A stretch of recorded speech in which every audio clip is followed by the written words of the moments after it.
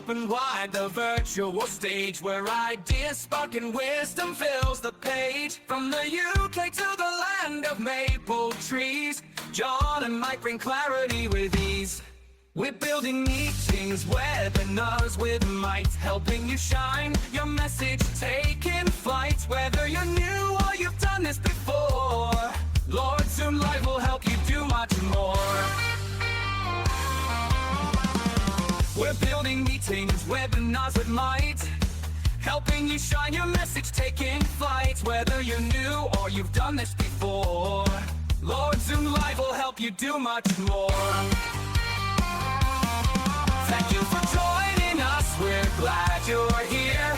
Together we grow, it's loud and clear. On Zoom we connect, we learn, we grow. Welcome my friend, enjoy the show.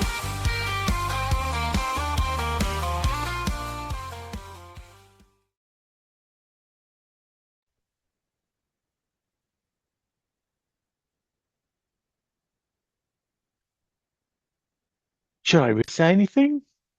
I suppose I should welcome you. Oh, I will welcome you. Hello, welcome.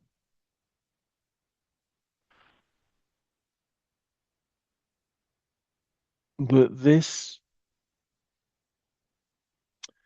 webinar is not about me.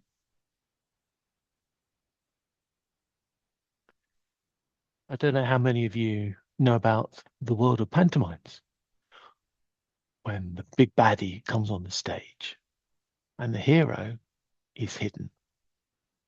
And the big baddie will say something like, you know, I'm big baddie and I'm in charge and wonderful world and everything, and I'm going to get that, whoever the hero is, and I'm going to win and I'm going to beat him up and I'm going to finish him off, and all these other things which the children think is hilarious because they are waiting for the great question, which is, when I find him, I'll finish him off. To which they reply, he's behind you.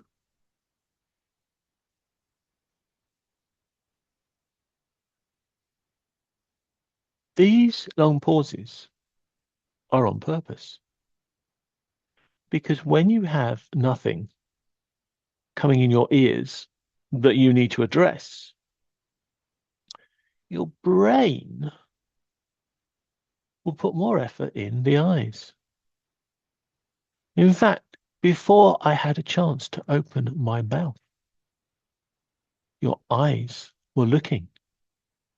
And what were they looking at? Well, some may have noticed I had my hair cut, but what they are really looking at is it's behind you. So if we're going to have a conversation like this, we will need a baseline of excellence. And now he's wondering where the heck this is going, because for this show, Mike has no idea what we're going to talk about.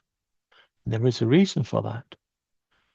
But I now have to try and tempt him to come on stage and say hello to us so that you can see silently what's behind him. Mike, would you? Yes, lovely. Great to see you, Mike. Welcome to the show. Great to be here. Hello, everybody. I would like you to be our eyes and ears, Mike. If you could stay on the stage and observe on behalf of the audience, take any comments out of the chat or whatever. Of course. Thank you very much. Some of you know, and some of you are going to find out now, that I've been playing dirty tricks on many Zoom meetings I've had in the last year. Because I accidentally did a meeting and I was in a desk over there in the corner, and I was at the meeting late and I was rushed, and all I did was grab a machine that was available, join Zoom, and well, didn't really pay much attention to what I was wearing, where I was, etc., etc. And I had one of those big, and when I mean big, I mean the great big lights with the reflector on it. And within 20 seconds, 30 seconds of me being on the meeting, somebody made a comment about it. And so for the next 6, 8 months, I started playing around with my background. Now, I've seen the courses, the videos of people who talk about how to build your stage, and I've built various versions. But building just a version that I thought looked good wasn't really my aim for those 6 months. My aim was to play around with the entire system and just see how deeply this background world goes. And my personal opinion is it's much stronger than probably most people imagine. People want to know who you are, and they were going to pick up on non-verbal content. So if I use my hands like this, where you can't see them, that will affect their brain because they know there's non-verbal communication coming, and they also know that they can't see it because it's not being shown properly. Mike has very tactically given me my Lord Zoom Live boundary, my wallpaper that's behind my camera shot. And that makes a difference too. We'll take it another, if I can find the button, we'll take it another level and we'll switch to my other camera. So now I'm on a big stage, and a few of you are going to start to wonder, oh, wait a minute, that Rode microphone's good. Well, this Rode microphone's not being used. I'm not talking into this microphone. I'm using the headset one. But maybe having a Shure SM7B with the nice Rode microphone swivel around it will make some people in the audience who know what this particular microphone is, they will make statements in their head about who I am and how clever I am. Or maybe if I'm showing off. What do you think, Mike? About the mic, Mike?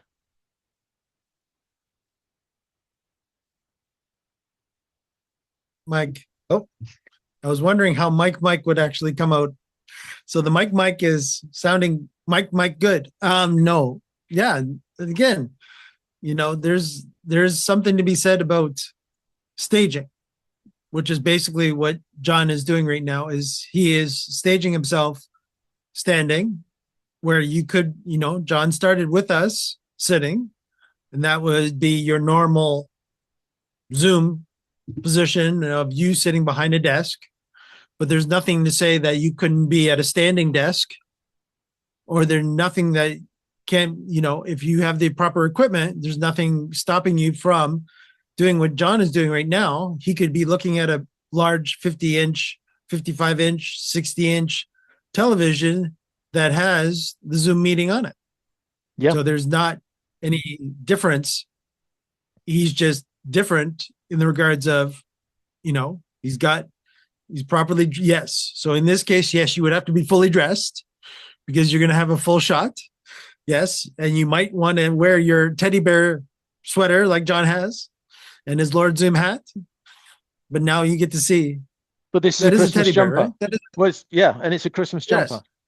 Yes. So I'm now dating myself to this particular time zone, which is a bit bad because, of course, we are recording this in March. But I'm wearing a Christmas jumper. But I'm wearing a Christmas jumper on purpose because some people will have made the connection to Christmas jumper and will then think that I've been talking, my presentation was at Christmas because I'm wearing a Christmas jumper. And only an idiot like Lord Zoom is going to bring out his Christmas jumper in March. So again, what I'm just trying to do is I'm trying to show you that I've preset lots of emotional and physical triggers around here. This, I think, would be a trigger for you, Mike, because you're in the industry. So you're going to recognize when I have either a premium microphone in front of me or a less expensive, shall we say, microphone in front of me. Correct. And again, on top of that too, what a lot of people will do, as you might see some influencers will do, is that you see the Rode sticking out like a sore thumb on the actual boom. A lot of them will cover that up with their own logo, or they will cover up that with some sort of sponsor Brilliant. Yeah. or their own logo, sponsor logo, or a lot of them will just use what we use in the industry, which would be black gaff tape, and just to cover it up so that it blends into it being a full black near the bow, near the arm bending there. And as we can see in the bottom as well, we have the other Rode there too. So those two would actually be sponsor locations for some influencers. For other influencers, they would put their own logos on there to replace Rodes.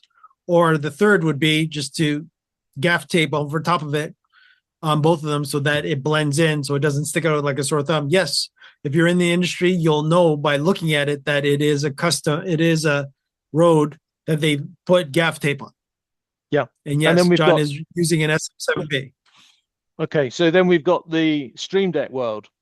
So if you accidentally on purpose, now mine are all black, so they're not so good at showing off. And I got them black because I wouldn't usually want to show them off. But if I have a strategically placed Stream Deck, then the people that use Stream Decks will psychologically feel, he's in my group, he's in my clan, because he uses Stream Decks like I do. Oh, look, he's got the new big one. He must be a really powerful user of Stream Decks. People make assumptions. Isn't that right? I'm not wrong here, Mike. I hope I'm making a decent point.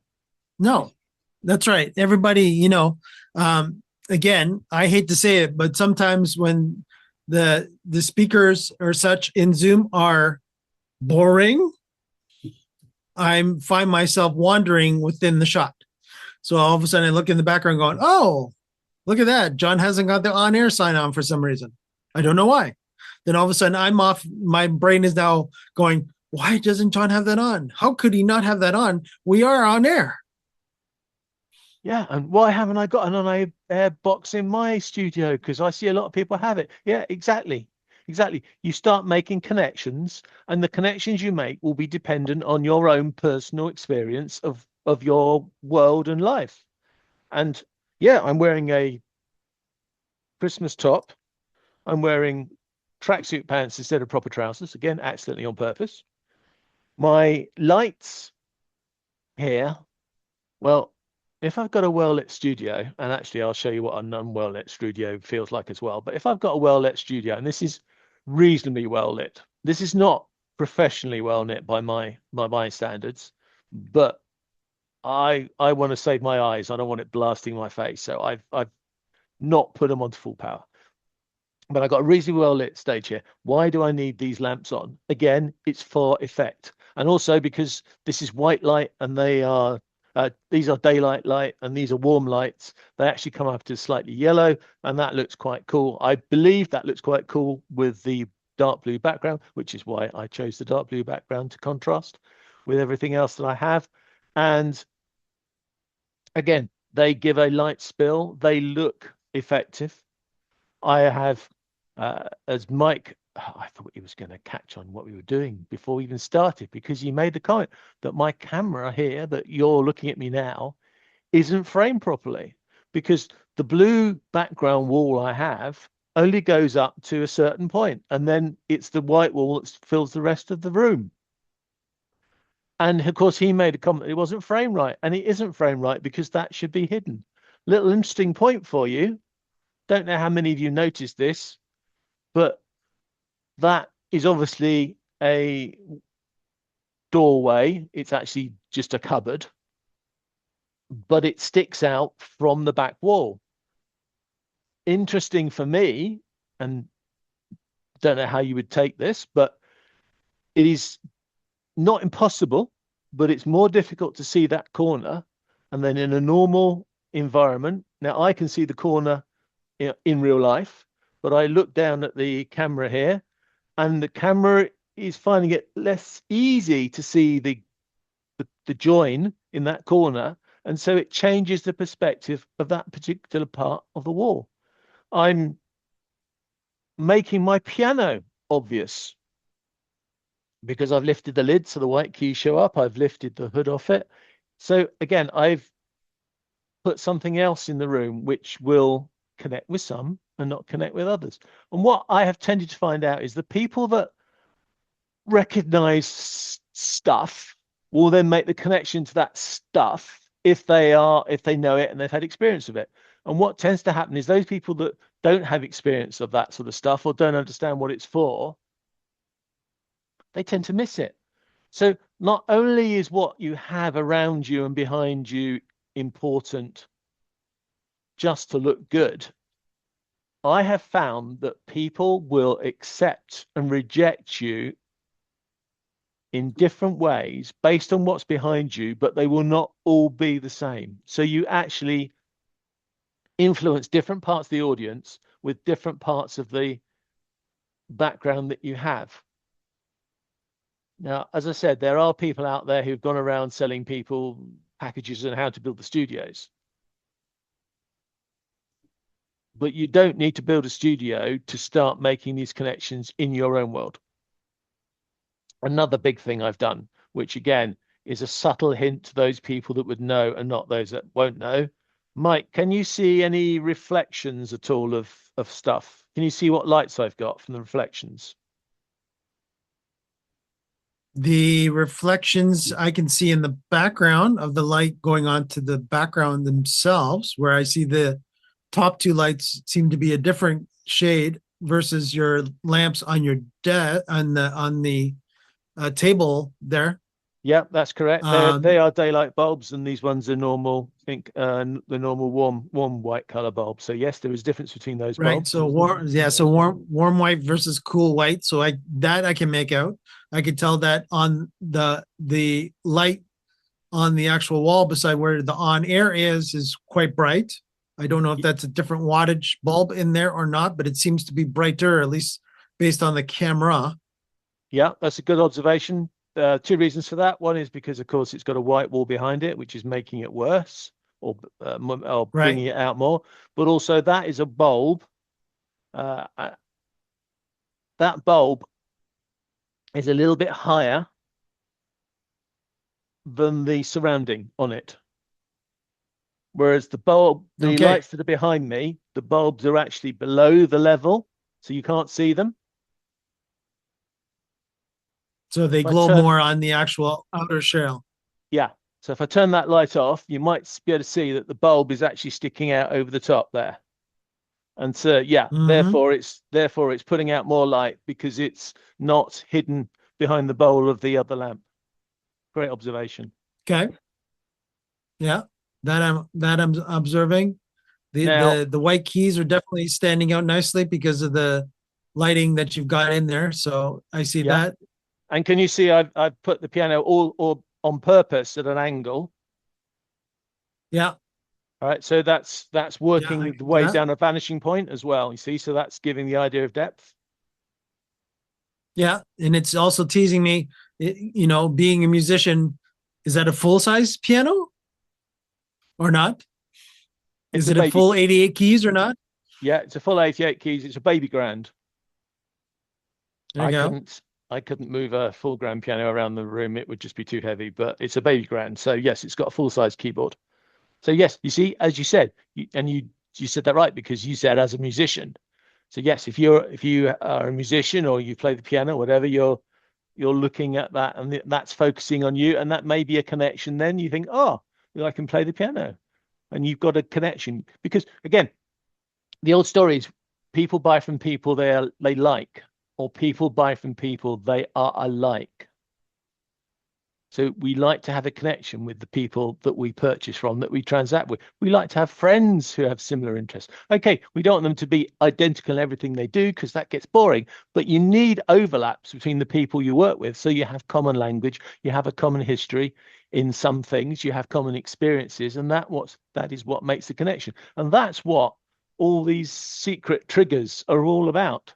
And You don't have to go robustly into every single one, but you can make a area that looks good. But this is where I disagree with those gurus that go out doing this for other people.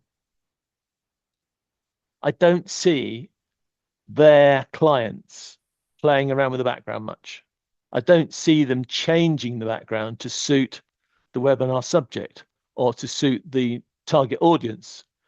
They always have the same background, so they're always going to only connect to that same audience in that same way all the time.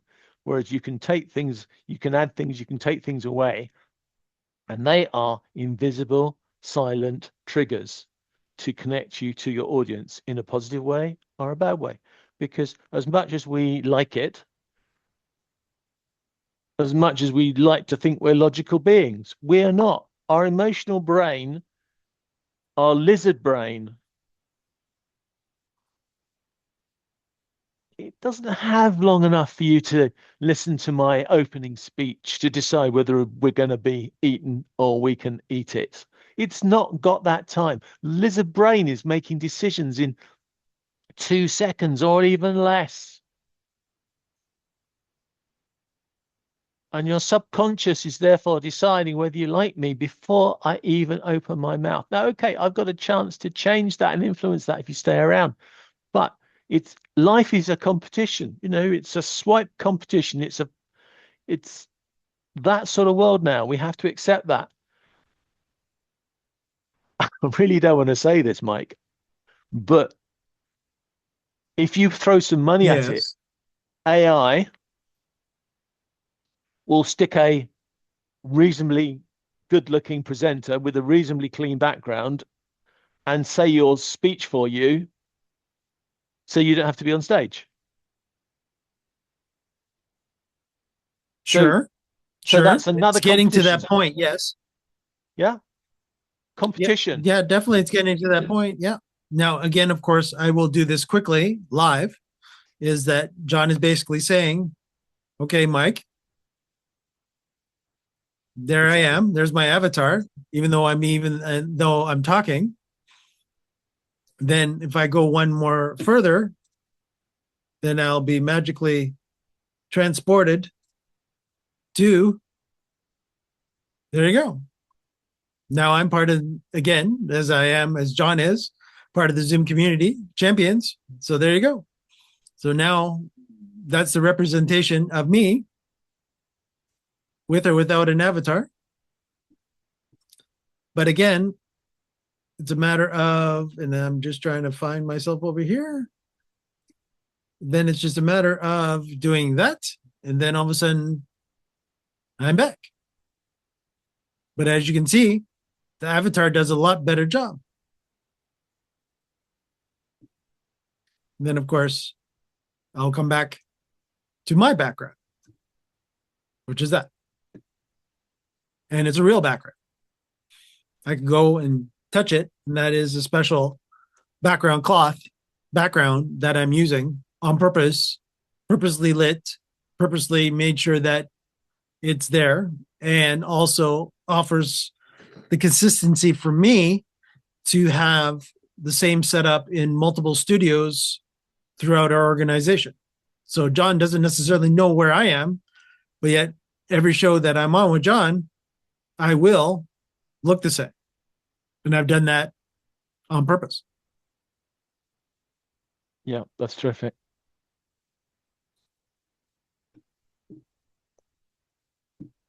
It's a very simple message for this show, but I think it gives you a jump start at the beginning of any meeting. You know, I've got my Lord Zoom hat on. I could have had my community program hat on. So I could promote that I'm part of the Zoom community, like Mike did with that background, which is a great example of playing around with things.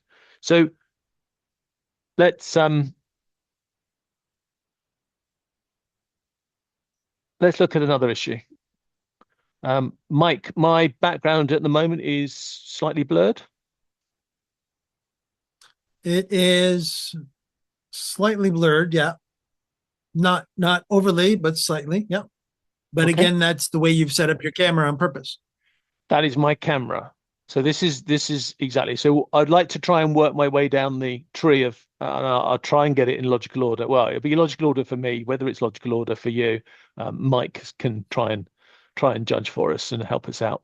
But yes, so I have a actually it's quite old now. It's about 3-4 years old. But I've got a Sony video camera. Video camera, guys? Do they still exist? Oh, yeah, they do exist. Video cameras still exist. You don't have to take one of these photography type cameras that's been press ganged into the world of photography to video. No, I have a Sony video camera. Prosumer, I think we'll call it. It's better than a normal consumer camera. It's a sort of prosumer camera. And yes, the way I have it set up, it will give me a slight blurring of the background. Hey, this is proper blurring. Okay, none of your software rubbish, none of your manipulation things that phones do. That is proper blurring because of the way the lens is set up. That only the point where it chooses the focus to be, which thankfully is me, otherwise I'd look silly, and probably a few feet before and behind is perfectly in focus. And then gradually, as you get further away from where I am, which is the focal position for what it's aimed to, me, the further you get away from that, you're going to get blurring. And the further away from you, the more the blurring happens. So that's stage one. But I could pull a zoom trick. In fact, I could pull a lot of zoom tricks. So in the zoom effects sessions, and I'm not going to share the settings for you because I want you to look at the effect rather than just look at my settings. So the first thing I can do is take a few years off myself. That's called touch-up appearance. So I'll stop being 60 and go back to being 40 again. There we are. So what's happened there? Well, suddenly all my little dimples are starting to show up less. But I said about the lighting, I've got it bright, and I'll show you what dark looks like in a minute because people do that as well. And that again will make connections to brain. But I've got it a normal level of indoors. So it's bright enough to show me, but not too bright that I'm just glaring into my eyes as it would be if I was on a big stage doing something. So let's adjust for low light. All right, I'm just going to twick. Here we go. 3, 2, 1, click. Now, can you notice that there's a sort of change in the contrast of the front and the back? How would you describe that, Mike? Yeah. I would describe it as it basically purposely added free, as I call it, free light. Okay, your so video. it's playing around with the contrast, we think, yeah? Yeah. Yeah, I think it's enhancing some of the lighter bits. So it's enhancing the lighter bits and leaving the darker bits dark. So that was adjust for low light settings. And again, there's a setting within Zoom so you can play around with that. Let's try portrait lighting.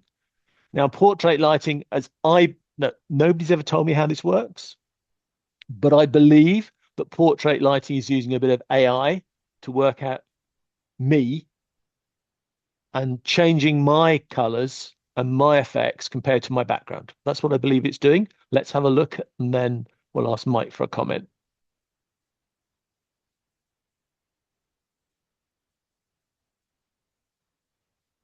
What do you think, Mike? It definitely was calculating. That's what it looked like to me. Is that as soon as you turned it on, it went, yeah, no, that's a little too much. I'm going to take it down now a little bit. So that is on right now, John, portrait lighting? Yeah, on, off. Yeah, so it's actually not off. Yeah. And So I'll the turn off portrait the lighting adjust. is definitely Okay, so they're all off and I'll have just portrait lighting turned on. right. So you can see that it is basically taking your light and went and it's too much even, especially on your cheek on this side. Yeah. So again, that's just it doing its best with the math that Zoom has built in to go take that and turn it into that. Now, is it true AI? No. I would say it's not true AI, John, to be honest, but I would it's agree with that. close. It's I would basi- agree.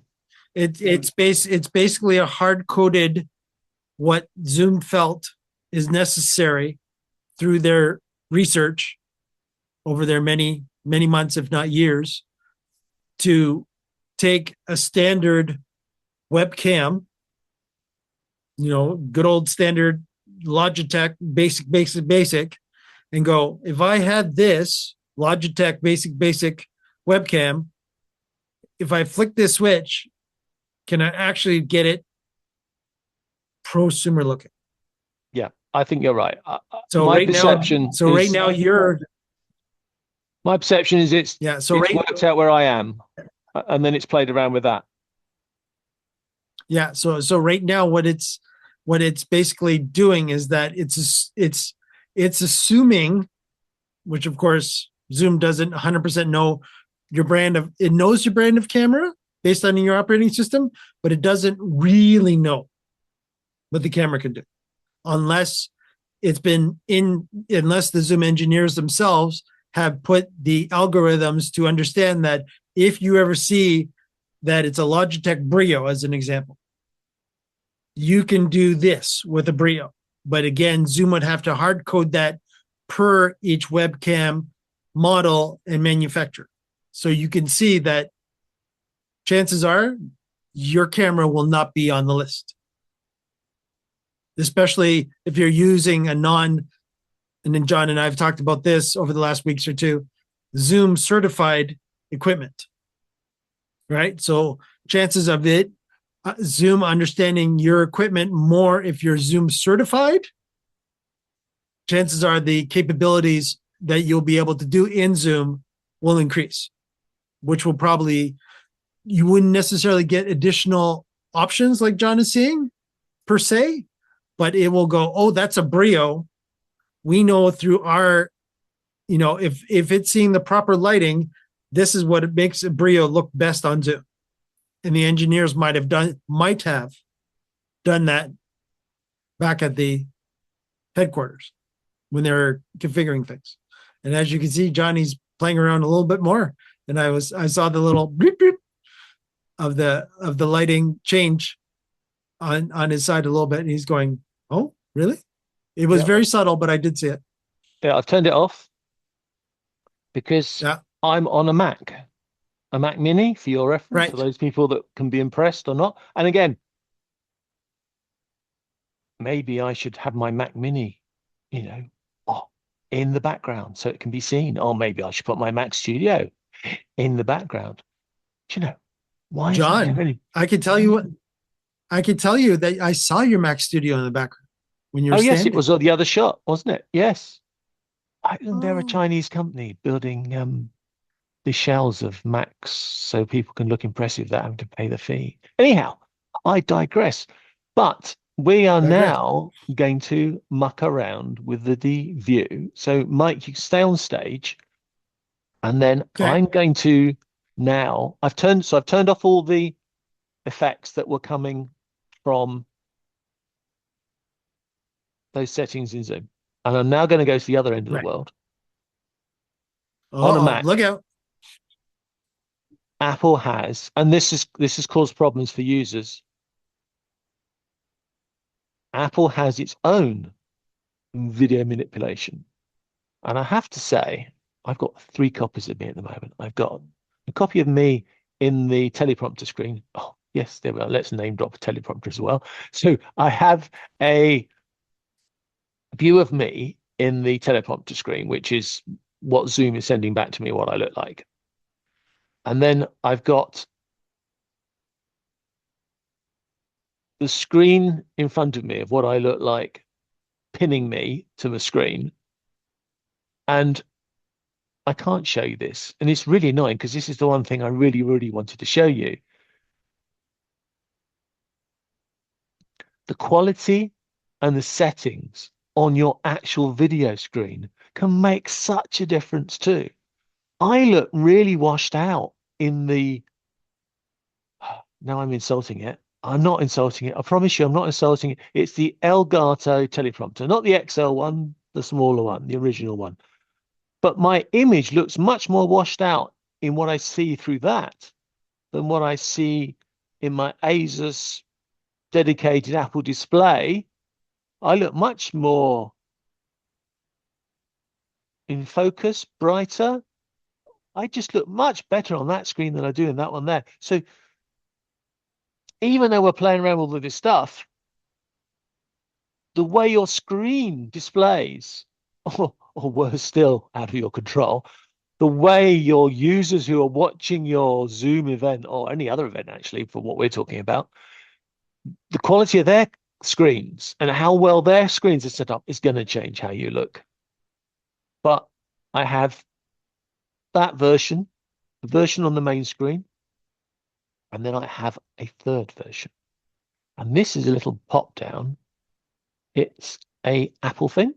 And if you want to look for the icon, I think it changes little. It's usually a square with a like a little chess piece person, made out of circles in the corner. And if you click on that, you can actually turn on portrait lighting, studio lighting, and a background, just like we've been talking about. But this is being done by Mac inside the Mac software. So it's doing it between the camera picture coming in and then the signal going into Zoom, if that makes sense. Does it make sense? I hope that makes sense. Mike, let's see what these look like then. I'd like your feedback on these ones again. So portrait, have I got another 5 years? I'm clicking on a portrait. I'm not really seeing a difference. I'm seeing a difference in the, funny is I'm seeing a blurring of the background. Is that coming across to you as well? I'm just turning it on and off. Yes. Yeah. But I'm not seeing that it's actually blurring, John, is the tripod in the background. Yeah. Okay. It's not improving my face. I don't see it making changes to my face. So I'm not getting any younger. No. That's a shame. I could have done with another 5 years off, really. All right, let's try the next setting. Let's try the Studio Light, which has a slightly different effect. So Studio Light, this is Apple effect, remember, Studio Light. Seems to pop me more off than the background. Yeah? Yeah, it does. Yeah. Yeah, it definitely brightens you up. It makes you pop a little more. But again, this is where you've got to be very careful. And I know John's going to get into this. The word of the day, conflicts. John will explain why as we go through this. Yeah. And then the thing that has got some people really stressed when they've come to the Zoom community forums, there is the ability to change the background. And I'm not doing this in Zoom. This is happening in the Mac. And the one thing that really has confused people is you can change the background settings. If I can remember where it is, there it is. Oh no, that's the Mac. That's the no, I don't want that one. That is the. I nearly started changing the background settings for Zoom, which would have confused all of us. So I have backgrounds here, so I suppose I do that. Then I want to choose. Ooh la la. Okay, so I've got a bit of a gradient. Yeah. I've got some location shots that I can put in here.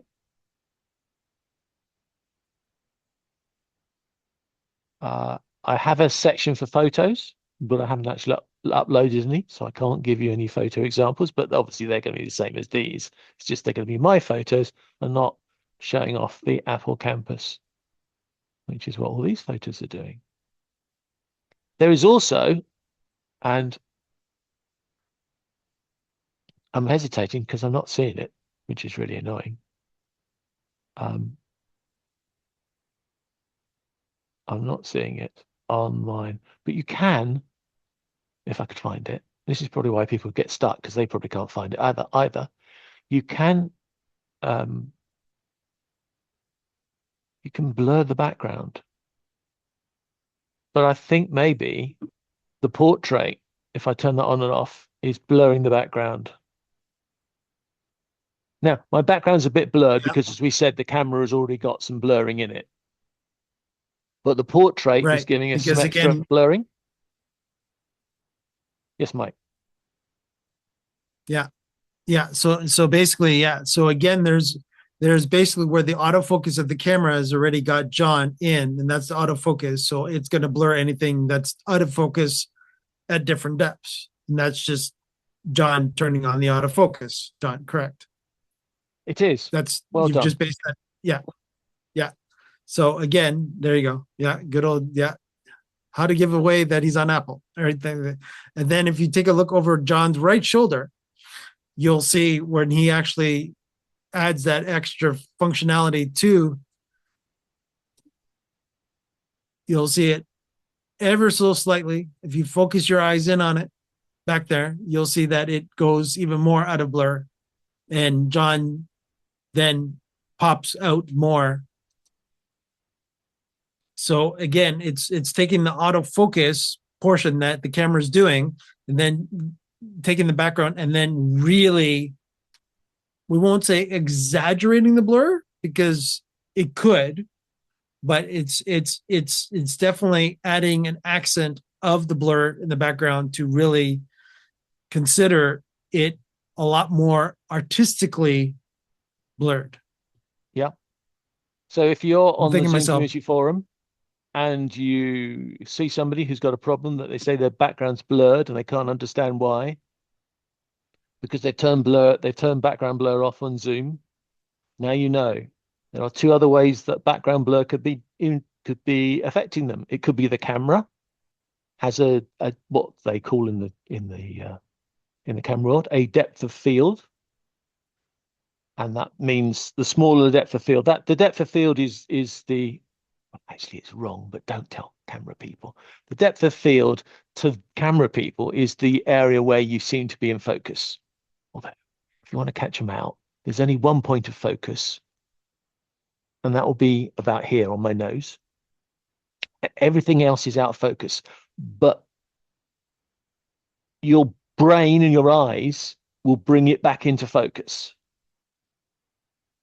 So for the depth of field is the area where, sorry, photography guys, that you've been wrong for 100 years.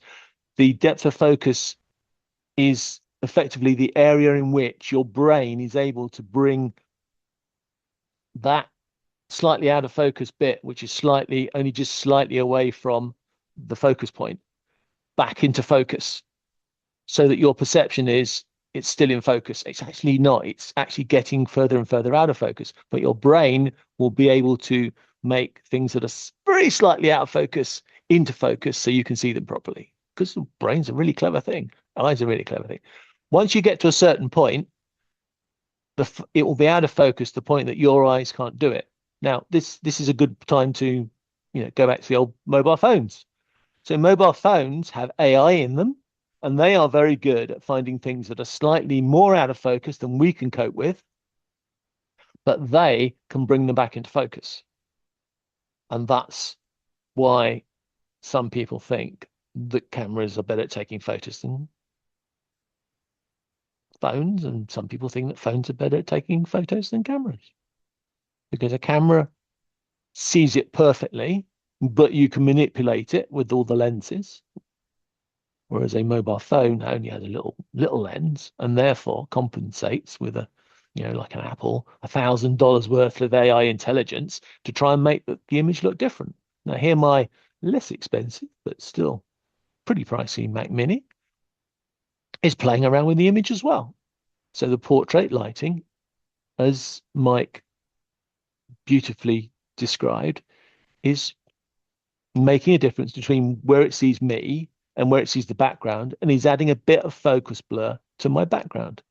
The studio light is changing the lighting. Again, that's taking, I believe, taking the knowledge of where I am and my hands and my body, and is changing the contrast and the lighting between me and the background. But this is all happening in software. I'm hammering that point because there's a big difference between happening in software and cameras picking up what's happening in real life.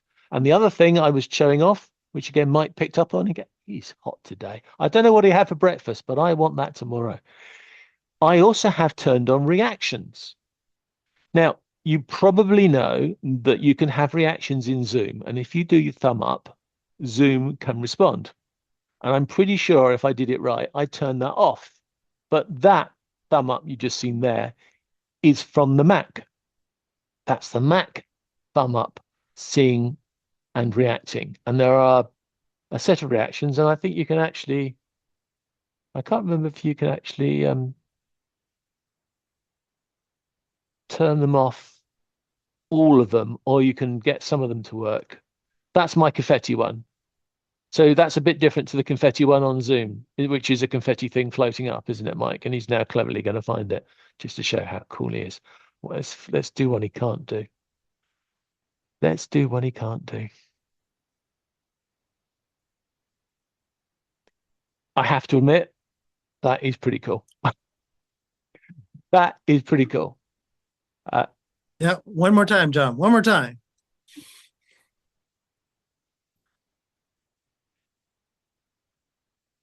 What I love about that is not only is it, I'm going to do it again because not only is it going behind me, but can you see it's decided, but probably erroneously, it's decided that the light bit under the light color under the light, it decides is something there. And so it goes behind that. And then the black cover on the light, it thinks is just black. And so, and well, I'm sorry, it's now inconsistent between two times I used it. Oh yeah, you see, it's extending this sort of dark area above towards the end of the effect. Now you see, it's changed its mind. Now it now thinks like I described it originally, that bit underneath is a background. So you see, it's using. I know it's using AI because it's the algorithm's inconsistent between goes. There's another funny one as well, the fireworks one. And again, it's thinking that thing, that lights, that the wrong shoulder, that light stand frame there, to it is a physical thing, which it then decides to go behind. Yeah, John, basically what Apple is doing is it actually is got that in focus. So Apple thinks that it's should be part of you. Yeah. Yeah, I think you're right. Without getting into too much details beyond that. Yeah, I think you're right. And that again is where we're trying to show you here the difference between AI deciding what is in focus, out of focus, what is where, and a lens. Because a lens, well, it can lie, but a lens can't lie about focus because it's the focus and the in focus and the out of focus is all dependent on the distance you are or items are physically from the camera lens. And it's deciding that its point of focus is me. So once it's decided that, then it's decided the distance away. So if something is further away, like that light, then it's always going to behave correctly as far as being in focus and out focus. Whereas the software like Zoom, Mac, your mobile phone, etc., they are all receiving a flat image from their camera lens or whatever camera they're connected to. And then the AI is now deciding what is the thing that they should have focused in on and what is the thing that should be in focus and what is background. And by the way, anything in really, really front foreground will probably be seen as out of focus as well. My hand, depending on how good the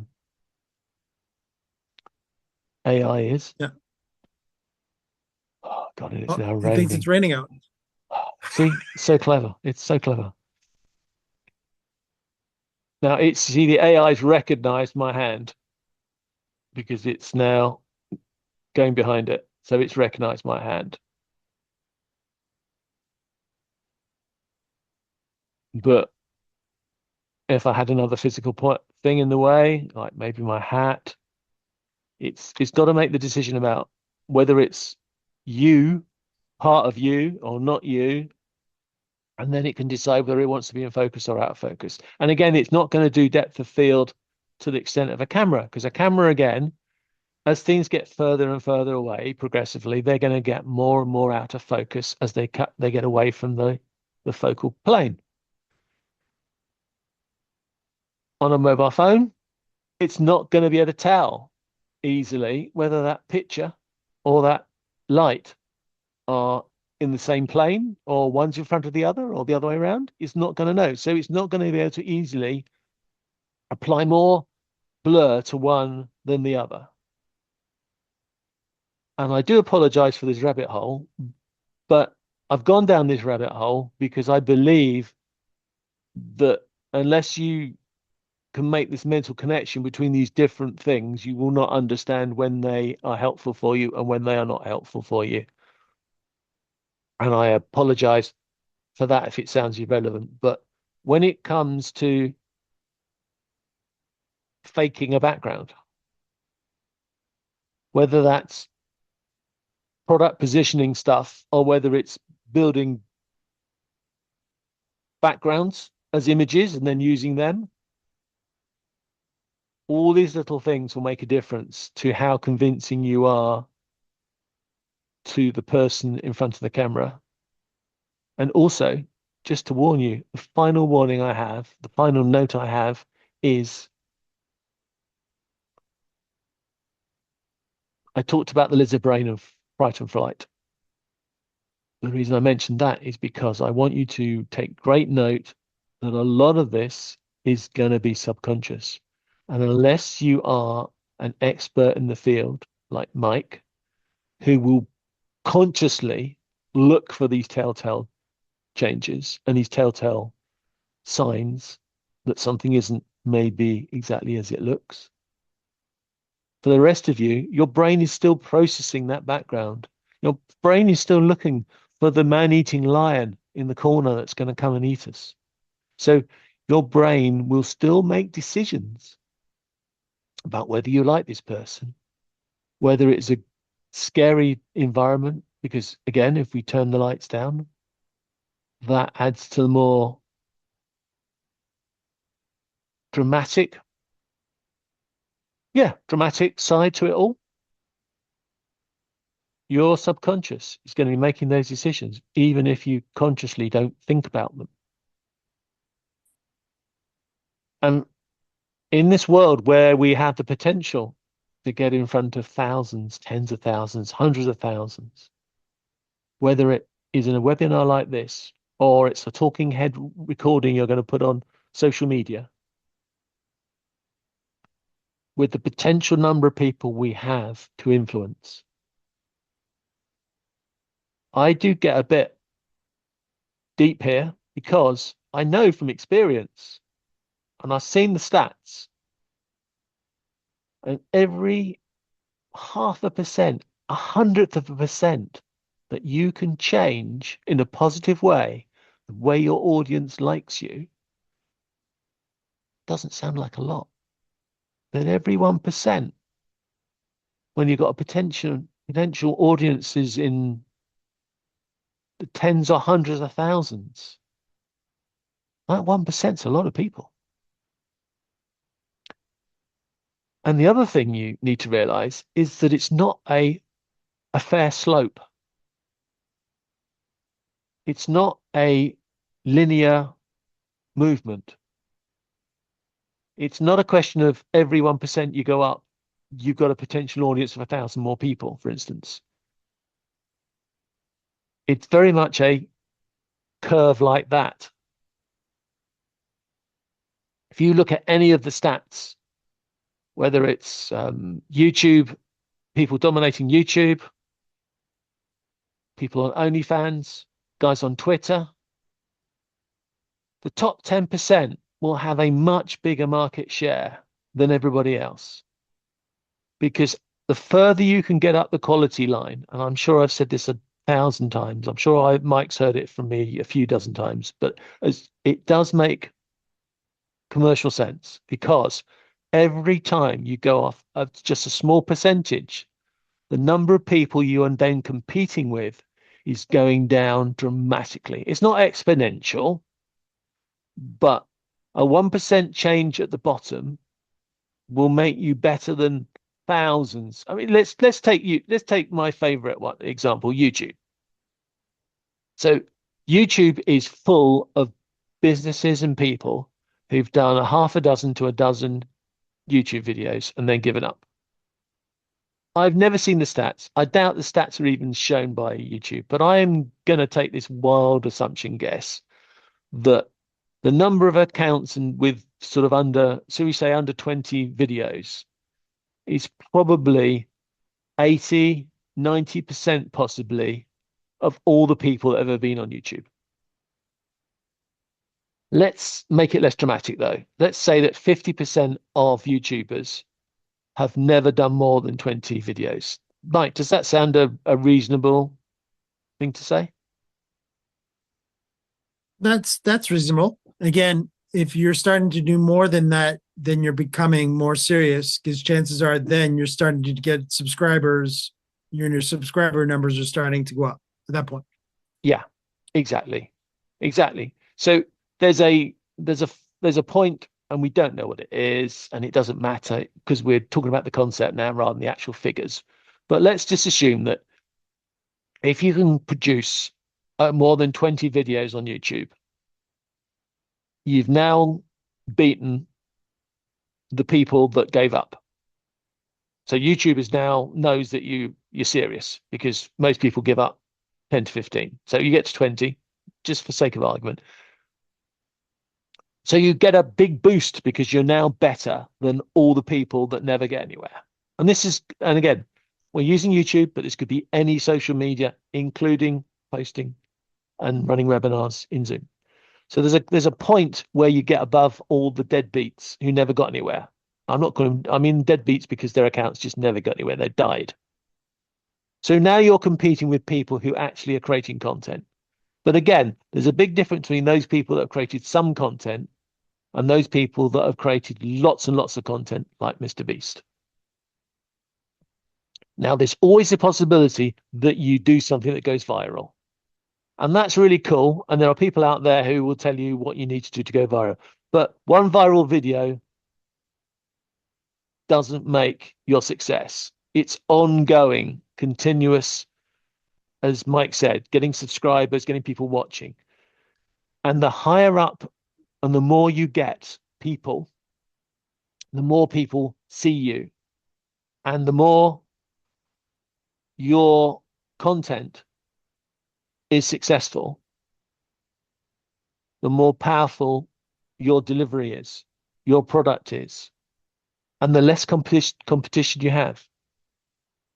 So coming back to what we were talking about, the screen and the background and everything, I know, because I've tested it, I probably annoyed a few people as well, but I know that making a good impression makes a big difference to how I'm seen in a meeting, in a webinar.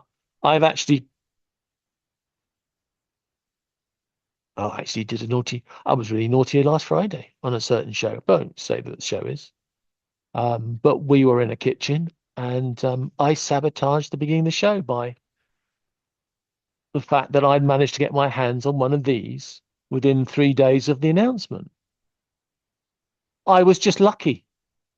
That they had the stock in the UK and they were able to get it to me in 24 hours. But that completely changed that meeting that we had, because we all went off on a tangent talking about this particular product and where Elgato was going, etc., etc.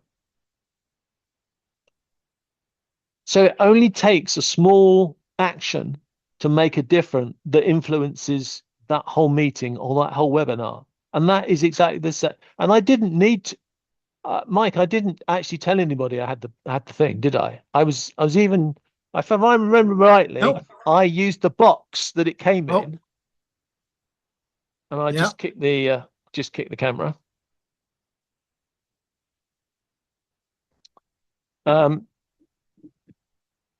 Let's turn my camera back on to what it should be, shall we? Right. So I kicked the camera. and I've now broken my lighting because I seem to have gone really dim suddenly. Yes. I got the box out because I wanted to put something on the box. And of course, people then realized what the box was and the story went on. But the whole process was all about, if you do something and you stand out, you show up.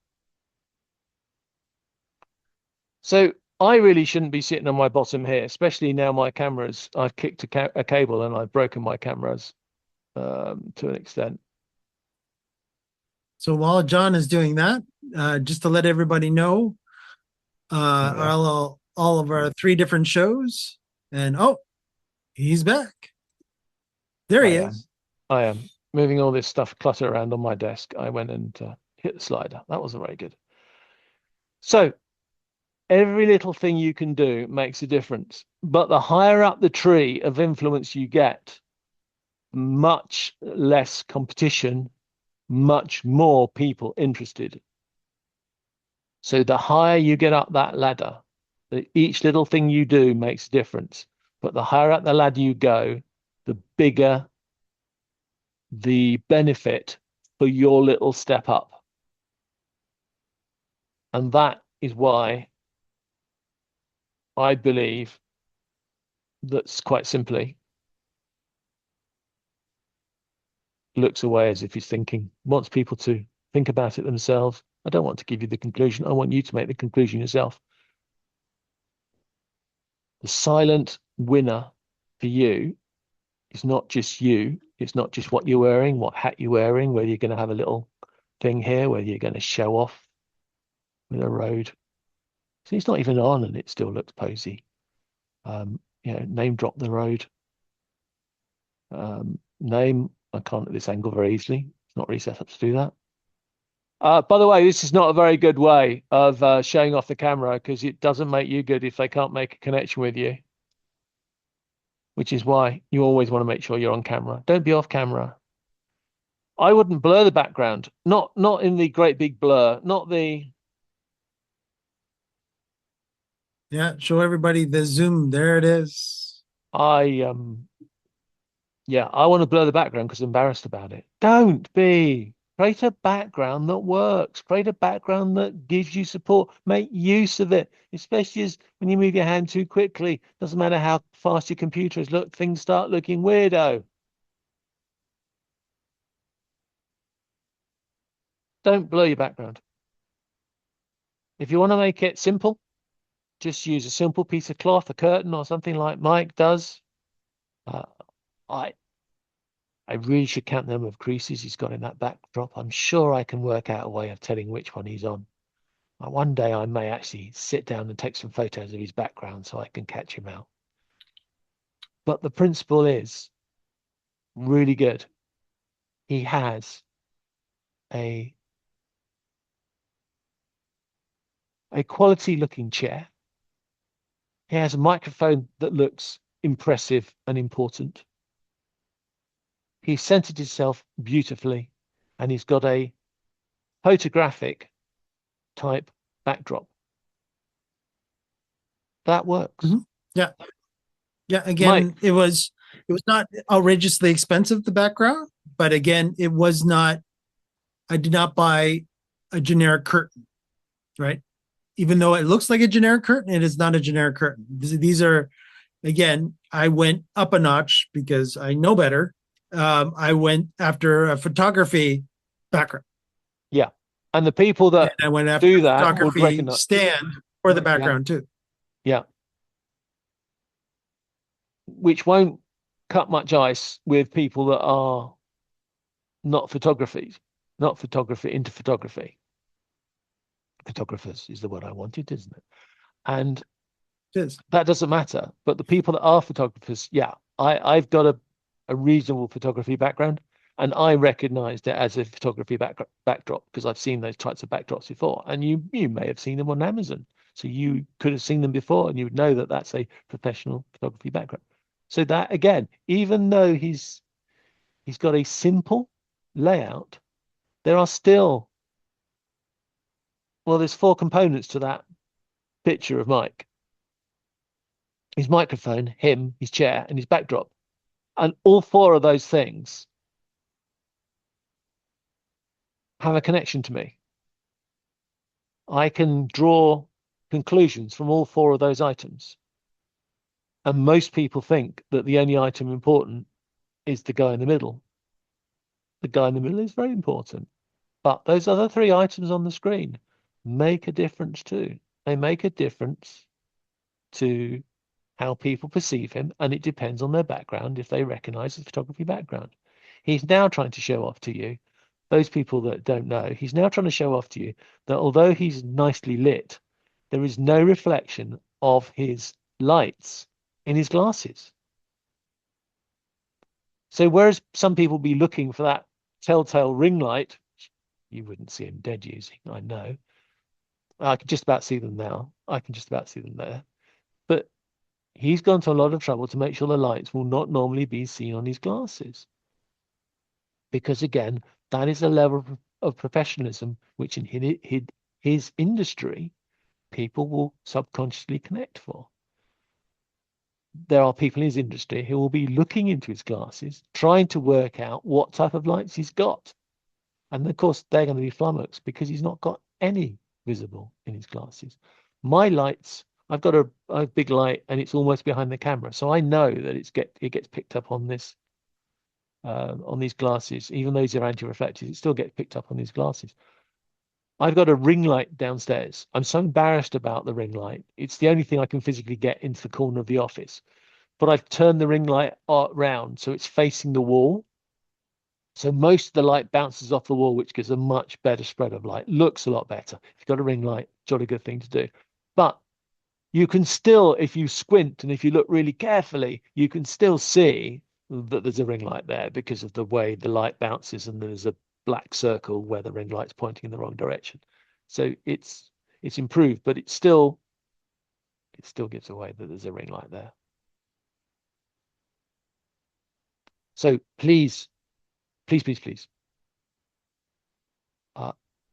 I have a warning, and that is if I was to talk about lighting and setups and stuff like that, we could talk for another hour. Maybe we'll do it in another show. But this is about gamification.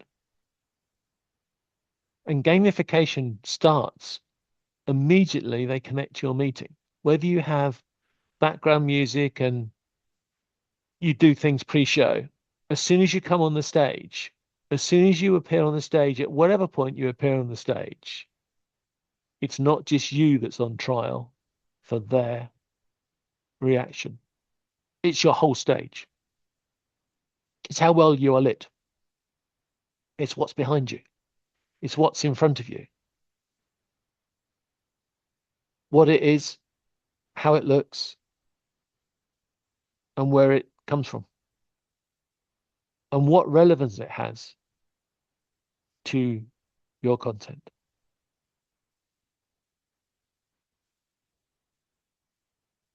Mike, have you got anything you'd like to add? No, that was a good demonstration, John, on lighting. I know that you didn't actually, did you want to, before we wrap up, as we fade to black on John's side. Oh, and we're back. Yes. I would like to Did see you want to your- actually show? What would you like to see? I would like to see the other shot of your office for when you blow people's minds. Oh, the infamous, this is the one that gets me in trouble at Zoom because everybody starts looking at it going, oh my God.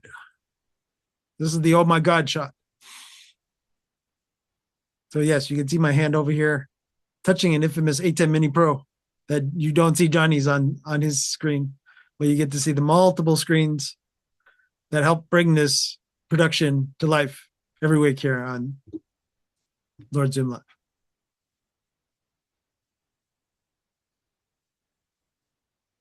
Was that long enough, John?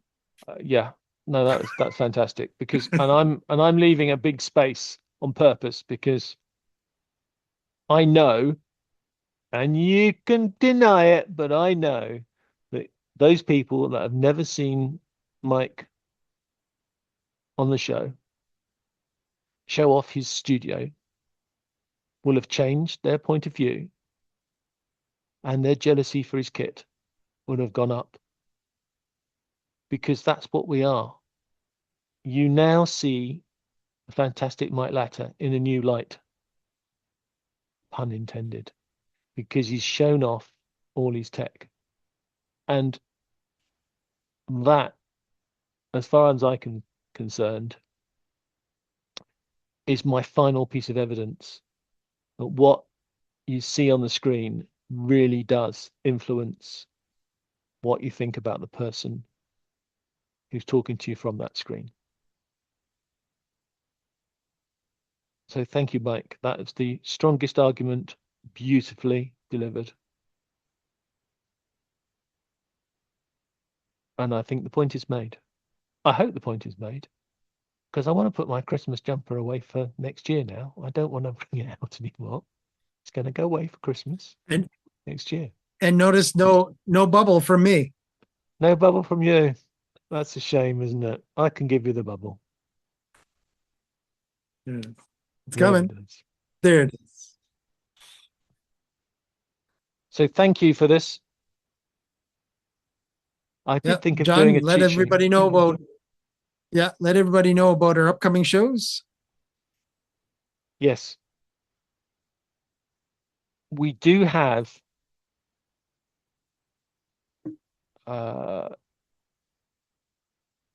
okay, so we do have something which you may want to listen in on. The Production Professionals Power Hour is for streamers and producers and people like that you may want to listen in or check out on the YouTube channel, our show for this week, because the discussion we're going to be having, and Mike's can think about this as well, the discussion we're going to be having is I want to get an idea of what people think about backgrounds vis-a-vis green screen or a built studio or some of the other stuff you can get up to now if you've got the budget. So I would like to see what people's view are about going to that next level. So at a big studio with lots of people, a large organization, a corporate event, do we do a physical studio and build it all out? Or is the industry now thinking, well, it's a lot of effort. Why, if we build a green screen studio, we can have any layout we like. It's a bit more effort up front, but then you can have anything you like. So that's possible. And then, of course, the third possibility is you just buy a really big TV. Or if you're doing it in the real world of production, you have a video wall. So you turn your back wall into a screen, and that's your layout. So those are the three things that we'll be talking about on Friday. I'd love to have you there, and if you can't make it, then it will be on YouTube as well. That's what Production Live's about.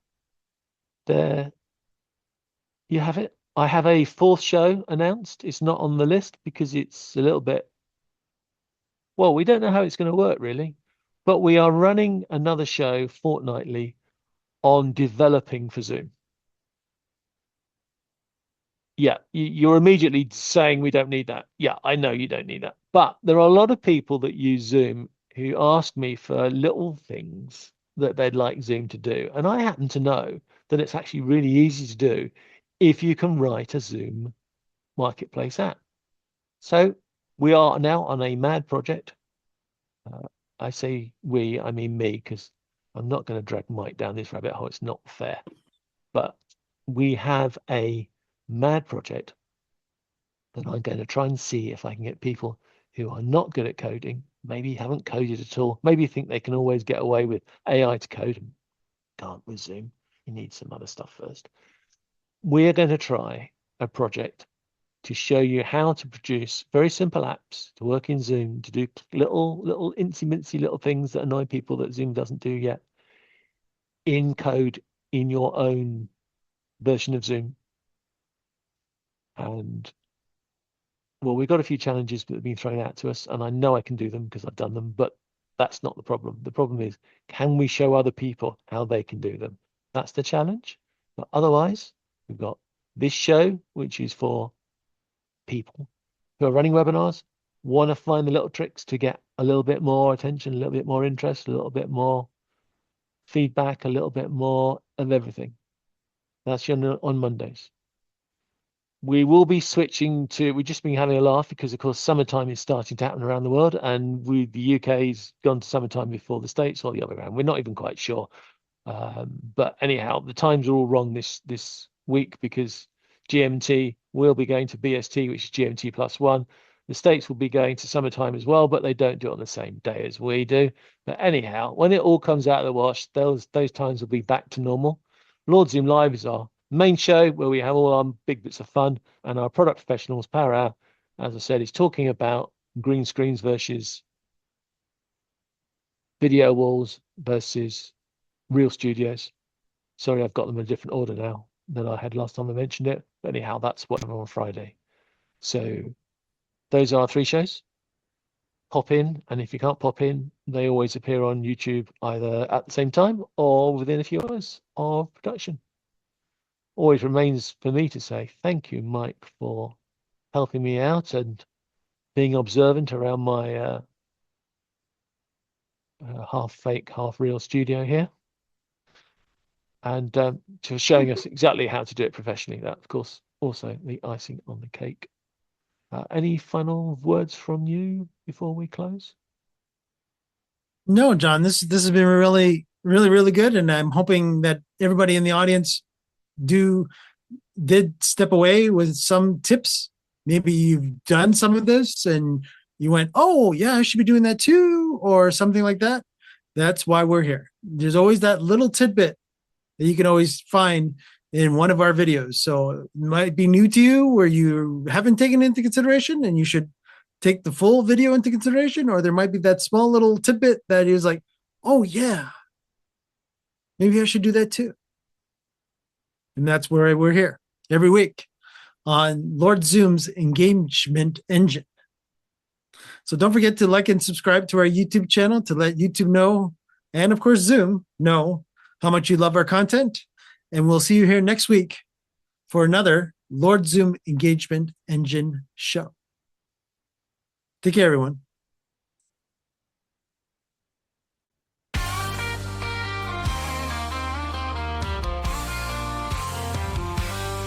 Every week we open wide the virtual stage where ideas spark and wisdom fills the page. From the UK to the land of maple trees, John and Mike bring clarity with ease. We're building meetings, webinars with might, helping you shine your message, taking flight. Whether you're new or you've done this before, Lord Zoom Live will help you do much more. We're building meetings, webinars with might, helping you shine your message, taking flight. Whether you're new or you've done this before, Lord Zoom Live will help you do much more. Thank you for joining us, we're glad you're here. Together we grow, it's loud and clear. On Zoom we connect, we learn, we grow. Welcome my friend, enjoy the show.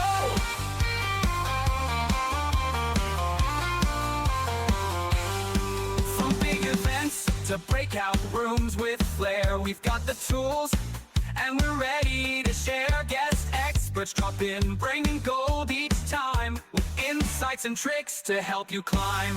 Can't make it live, we've got you still on YouTube and LinkedIn. We're giving that thrill, so tune in later or catch us next round. Either way, your success is where we're bound. Thank you for joining us, we're glad you're here.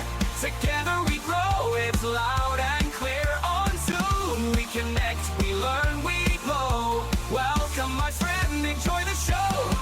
And make it live, we've got you still.